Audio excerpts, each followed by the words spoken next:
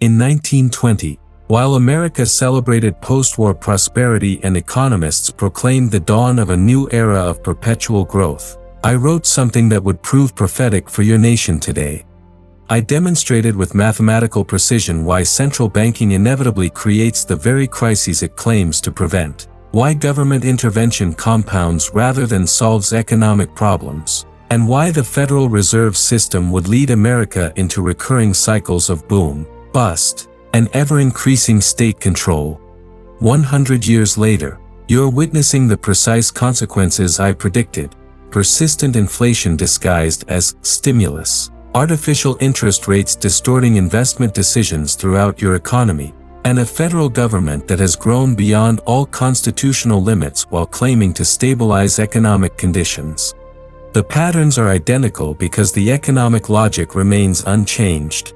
What your contemporary economists call unprecedented challenges and black swan events are actually predictable results of violating fundamental principles of human action that I systematized into praxeological science.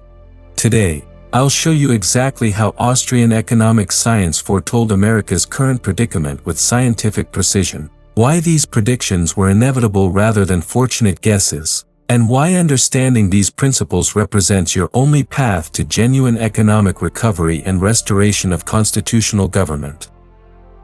Chapter 1: The Economic Calculation Problem That Doomed Central Planning. The foundation of my prediction rests on what became known as the economic calculation problem, a logical demonstration that socialist planning cannot rationally allocate resources because it lacks the price signals that emerge only through free market exchange of private property. In 1920, I proved mathematically that without genuine private ownership of the means of production, central planners cannot perform the economic calculations necessary for rational resource allocation.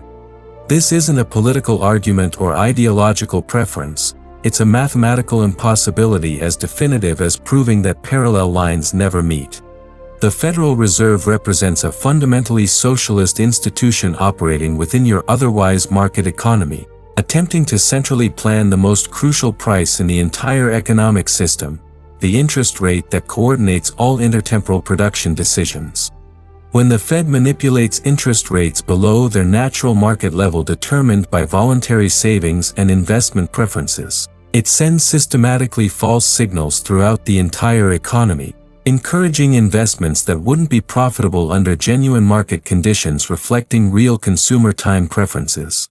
Entrepreneurs, responding rationally to these artificially lowered rates, begin long-term capital projects that appear economically viable but are actually malinvestments, investments that consume real scarce resources but cannot generate sufficient consumer value to justify their opportunity costs. This creates the boom phase of the business cycle, where apparent prosperity masks systematic capital destruction and consumption of accumulated wealth. Your housing bubble of 2008 followed this pattern with textbook precision. Artificially low Fed rates made real estate speculation appear profitable, drawing entrepreneurial talent and investment capital away from genuinely productive uses and into unsustainable construction projects that satisfied no genuine consumer demand at profitable prices. The crisis wasn't caused by market failure, insufficient regulation, or animal spirits. It was the inevitable consequence of central bank intervention systematically distorting the price mechanism that coordinates all economic activity across time and space.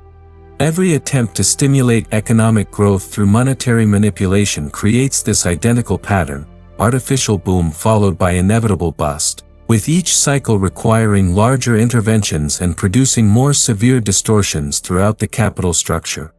The Fed's response to each crisis: more stimulus spending, lower interest rates, greater market intervention, only amplifies the magnitude of the next cycle because it refuses to acknowledge the fundamental logical impossibility of rational economic calculation under central planning conditions.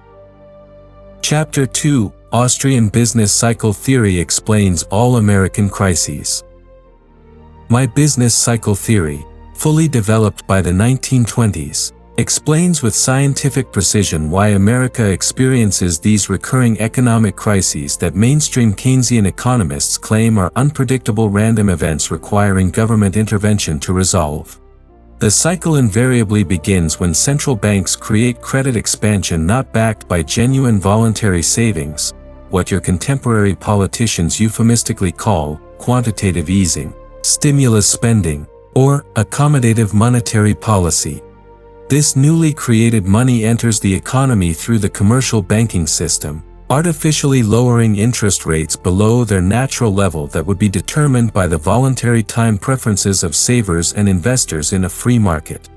Entrepreneurs throughout the economy, acting rationally on these false price signals, begin capital investment projects that require more real resources than society has actually saved and made available for investment. The early stages of this process feel prosperous because the new money creates apparent demand for labor and materials, generating employment and rising asset prices. But this prosperity is fundamentally illusory because it's built on consuming existing capital rather than creating new wealth through productive investment. Real economic resources are being systematically diverted from immediate consumer goods production into long-term investment projects that cannot be completed profitably when interest rates return to their natural levels, reflecting genuine savings. As the artificial boom progresses, consumer prices begin rising as the new money circulates through the economy, and the central bank faces mounting political pressure to slow credit expansion to prevent runaway inflation that would expose the intervention's effects. When credit expansion slows or stops, the malinvestments become painfully apparent. Investment projects that seemed profitable under artificially low interest rates now reveal themselves as systematic losses that destroy rather than create wealth. This triggers the inevitable bust phase. Entrepreneurs discover their calculation errors. Investment projects are abandoned or liquidated at losses. Workers are laid off from unsustainable employment. And the economy must painfully reallocate resources from unproductive uses back to genuine wealth creation serving actual consumer demands. Your 2008 financial crisis, the dot-com bubble collapse, the stagflation of the 1970s, and even the Great Depression all followed this identical logical pattern without exception. Each crisis resulted not from capitalism's inherent instability or market failure but from systematic government intervention in the market's natural coordination mechanisms.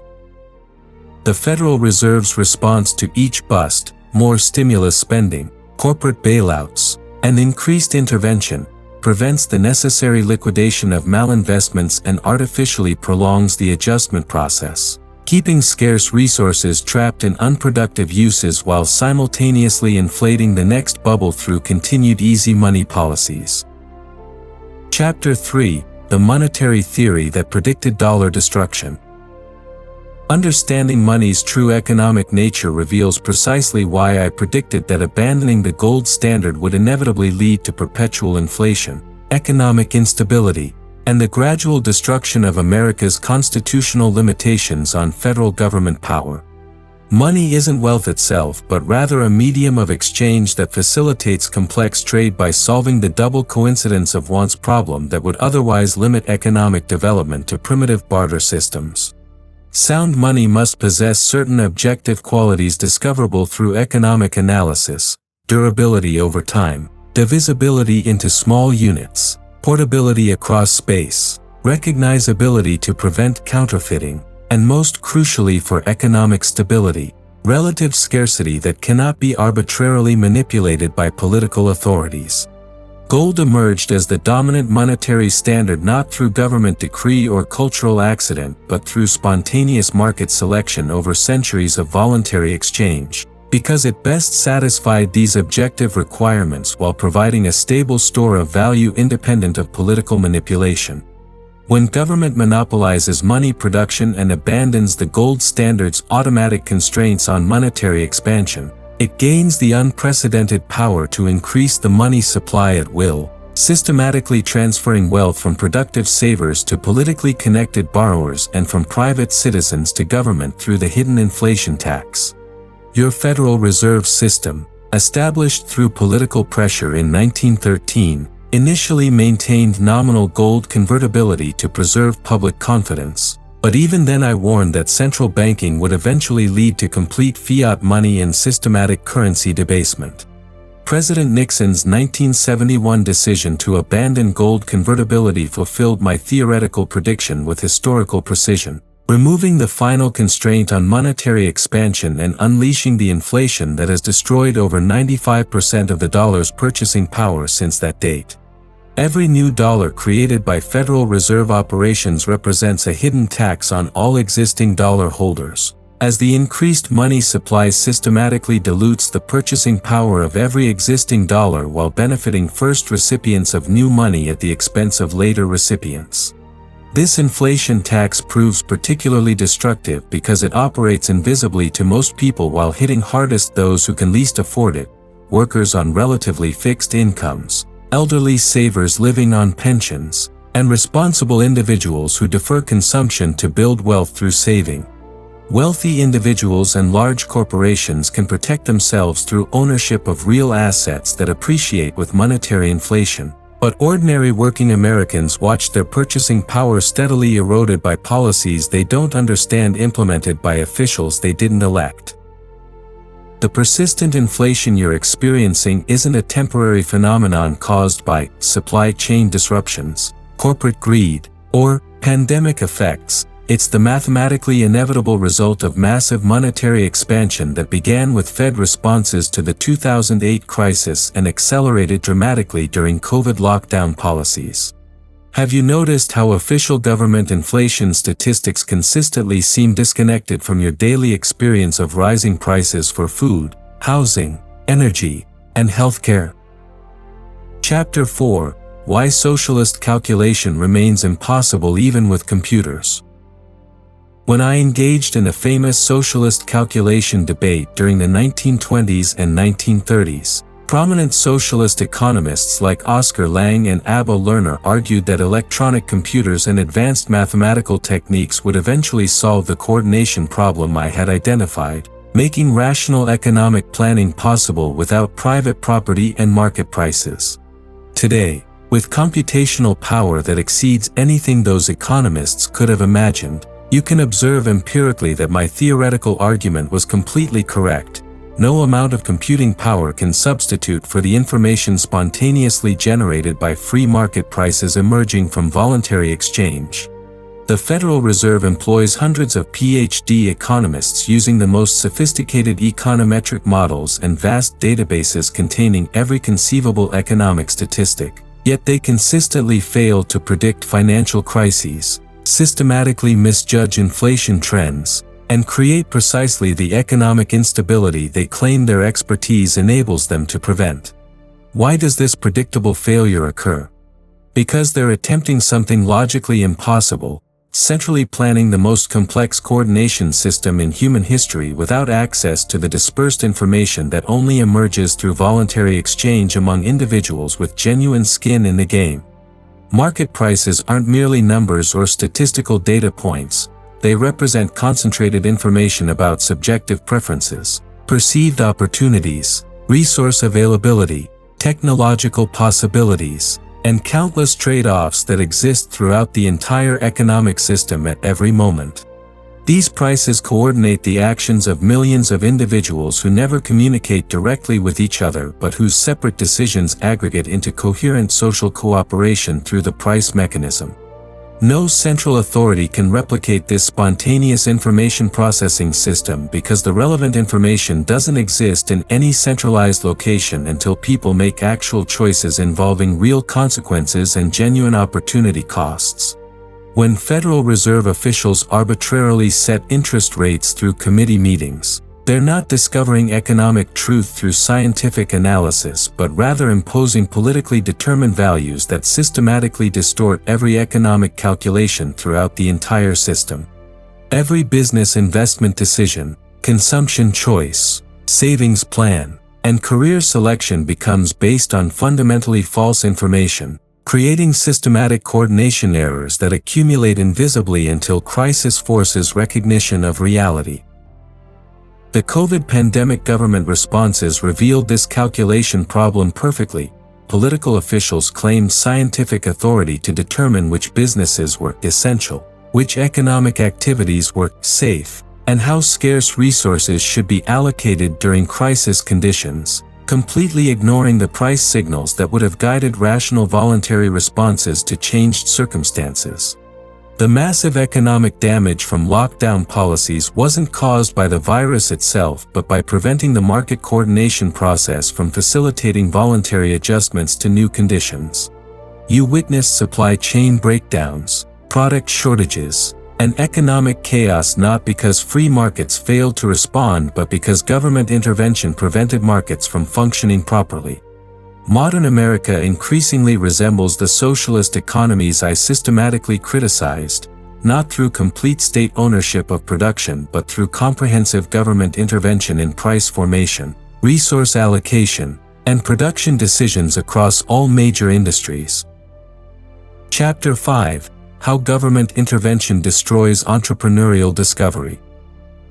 Entrepreneurship represents the human mind's creative response to uncertainty and perpetual change, a spontaneous discovery process that government intervention consistently undermines rather than enhances, despite political rhetoric claiming to support innovation and job creation. Successful entrepreneurs prosper by recognizing profit opportunities that others have missed, mobilizing scarce resources to serve consumer wants more effectively than existing market arrangements, and bearing personal responsibility for the consequences of their decisions. This entrepreneurial function requires several essential conditions: precise price information to calculate costs and potential revenues, genuine profit and loss signals to guide resource allocation decisions, and complete freedom to act on market insights without requiring bureaucratic approval or political permission. Federal government intervention systematically distorts each critical element of this discovery process, redirecting resources from market-chosen entrepreneurs who serve consumers to politically connected beneficiaries who never face genuine market tests of their economic efficiency. When government attempts to pick winners and losers through subsidies, tax preferences, regulatory advantages, and direct spending programs, it prevents authentic entrepreneurial discovery while forcing society to subsidize inferior alternatives that cannot compete without political support. Your green energy subsidies provide a perfect illustration of this systematic destruction of market discovery processes.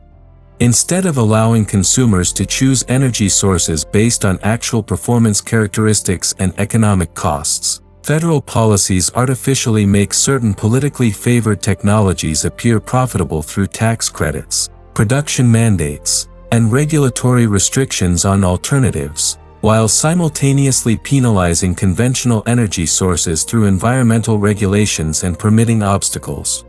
This prevents genuine innovation in energy production while forcing American taxpayers to subsidize demonstrably inferior alternatives that require continued political protection to survive market competition.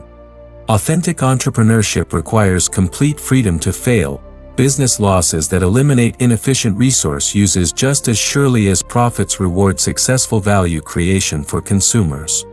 Government bailout policies and too big to fail doctrines eliminate this essential market discipline, keeping scarce resources trapped in zombie enterprises that systematically destroy rather than create wealth while preventing more efficient competitors from taking their place. Have you observed how genuine entrepreneurial innovation seems to occur primarily in economic sectors with relatively less government involvement and regulation? Technology companies revolutionized communication, computation, and information access precisely because these emerging industries initially escaped comprehensive federal control, allowing rapid experimentation and competitive selection of superior alternatives. Meanwhile, heavily regulated industries like healthcare, education, banking, and transportation become increasingly expensive and inefficient despite massive government spending supposedly designed to improve consumer outcomes. The entrepreneurial discovery process requires sufficient time to unfold naturally. Businesses must experiment with different approaches, adapt to changing conditions, and gradually discover better methods of serving consumer preferences through competitive trial and error. Government's inherently political timeline demands immediate visible results to satisfy electoral pressures, forcing premature commitment to specific approaches that haven't proven their economic worth through genuine market testing.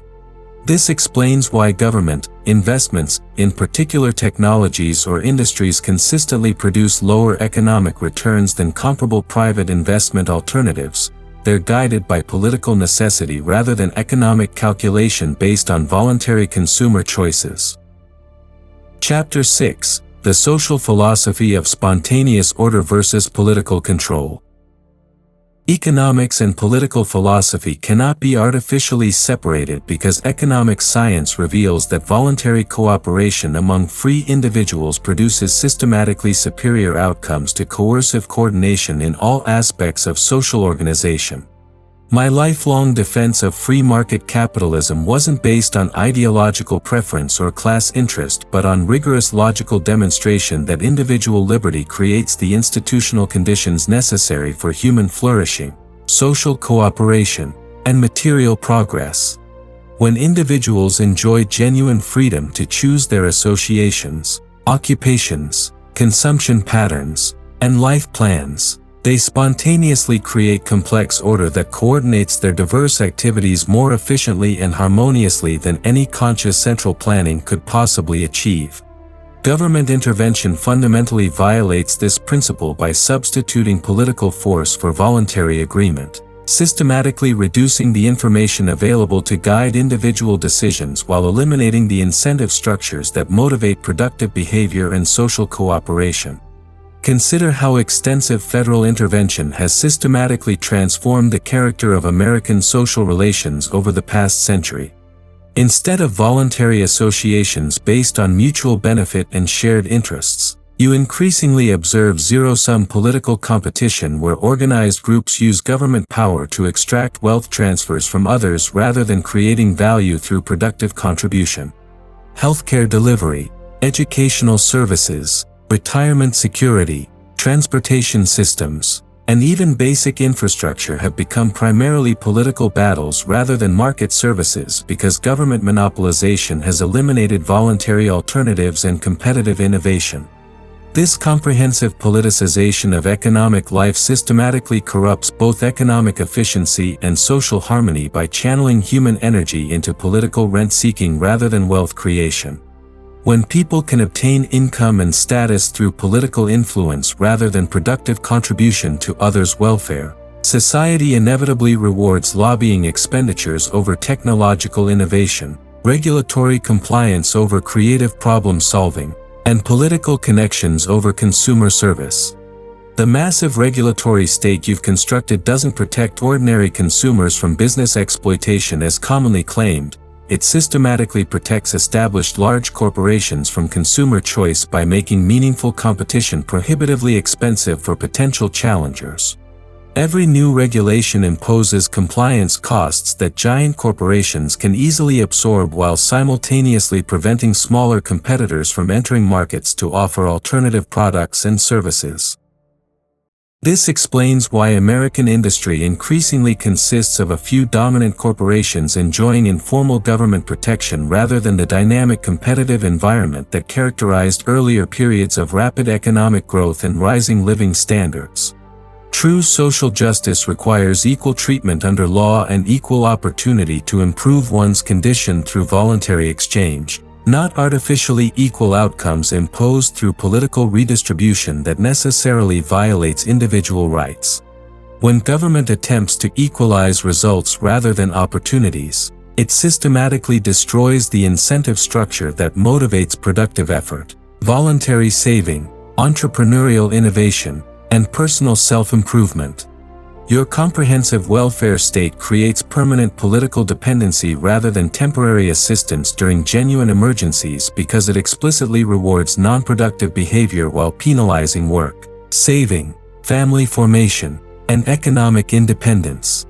The authentically compassionate response to poverty and social problems requires removing legal barriers that prevent people from improving their conditions through voluntary exchange and productive contribution, not providing permanent subsidies that eliminate incentives for personal development and economic advancement. Free markets don't guarantee equal outcomes, they guarantee equal freedom to pursue individual goals through voluntary cooperation, which historically produces both greater prosperity and more genuine social harmony than political systems based on coercive redistribution. Chapter 7: Practical Austrian Solutions for American Economic Recovery. Understanding these fundamental principles reveals specific practical steps America can implement to restore economic prosperity and constitutional government. But successful reform requires intellectual courage to accept necessary short-term adjustment costs in exchange for long-term stability, growth, and individual liberty. The most crucial structural reform involves ending the Federal Reserve's monopoly power to manipulate interest rates and money supply, implementing a gradual return to sound money based on gold or another market-chosen monetary standard that cannot be politically manipulated. This single change would eliminate the boom-bust business cycle, restore accurate price signals throughout the economy, and prevent government from financing unlimited spending through hidden monetary expansion that systematically transfers wealth from productive citizens to political constituencies. However, this monetary transition must be carefully managed to minimize unnecessary economic disruption during the adjustment period, a systematic reduction in Federal Reserve intervention while simultaneously removing legal tender laws and other regulatory obstacles to alternative currencies would allow natural market forces to gradually restore monetary stability without artificial shock. Comprehensive fiscal reform requires constitutionally limiting federal spending to legitimate public goods like national defense, court systems, and essential infrastructure while eliminating the vast array of transfer programs that redistribute wealth from productive to politically favored uses without creating genuine economic value. This doesn't mean abandoning reasonable social insurance for genuine emergencies, but rather recognizing that most contemporary federal spending represents special interest transfers disguised as public benefits rather than legitimate government functions that cannot be provided through voluntary market mechanisms. Tax system reform should eliminate all subsidies, preferences, and loopholes that artificially distort economic calculations while dramatically reducing overall tax rates to minimize government's claim on private resources needed for genuine capital formation and economic growth. A simplified tax structure based on equal treatment rather than political favoritism would reduce compliance costs, eliminate rent-seeking behavior, and allow entrepreneurs to focus on serving consumers rather than navigating complex regulatory requirements. Systematic regulatory reform must focus on removing barriers to market entry rather than adding compliance costs that systematically favor established large corporations over potential competitors and innovative small businesses.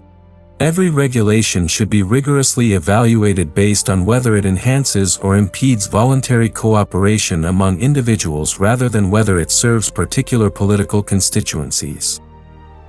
Educational reform offers enormous immediate opportunities to demonstrate Austrian principles, producing superior results in practice.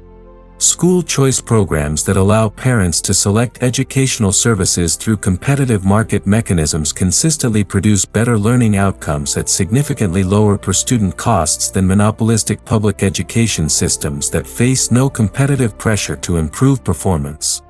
Healthcare reform requires ending the employer-based insurance system that systematically disconnects consumers from cost considerations while eliminating regulatory barriers that prevent price competition in medical services and pharmaceutical products. When people pay directly for routine healthcare expenses while maintaining catastrophic insurance for major medical emergencies, market forces drive prices down and quality improvements up exactly as occurs in every other competitive industry. The fundamental insight underlying all these reforms is that they are not only economically beneficial but morally necessary because they restore individual choice and personal responsibility while eliminating coercive wealth redistribution that violates individual rights.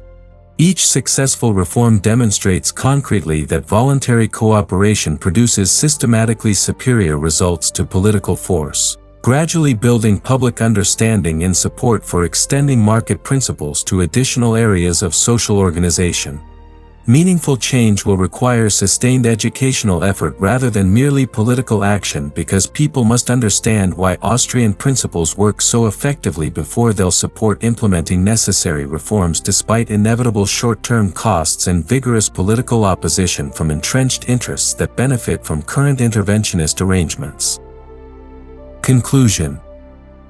100 years ago, I systematically warned that central banking and comprehensive government intervention would create exactly the pattern of economic instability, political corruption, and social conflict that America experiences today. Every major prediction has proven empirically accurate: recurring financial crises caused by monetary manipulation, persistent inflation disguised as economic stimulus, growing wealth inequality created by government intervention, and the gradual transformation of a constitutionally limited republic into a managed economy where political influence determines economic outcomes more than productive contribution. The fundamental choice confronting America remains identical to the choice every society must face: voluntary cooperation through genuinely free markets or coercive coordination through expanding government control. There exists no sustainable middle path. Interventionism inevitably evolves toward complete socialism because each intervention creates new problems that politicians invariably claim require additional interventions to solve, creating an irreversible ratchet effect toward total state control. The Austrian school's theoretical insights aren't abstract academic speculations but practical wisdom repeatedly validated through decades of accurate predictions and successful policy applications wherever societies have courageously embraced authentic economic freedom. My life's work demonstrates conclusively that economics constitutes a logical science based on universal principles of human action, not a collection of political opinions subject to democratic voting or shifting academic fashion. Economic truth doesn't depend on popular acceptance or professional consensus. Understanding these principles provides you with the essential intellectual tools necessary to see through political promises and media narratives that systematically obscure economic reality to serve particular interests. The path forward requires unwavering commitment to education, principled resistance to political expediency, and unshakable faith that logical truth eventually prevails over politically convenient error, regardless of temporary setbacks.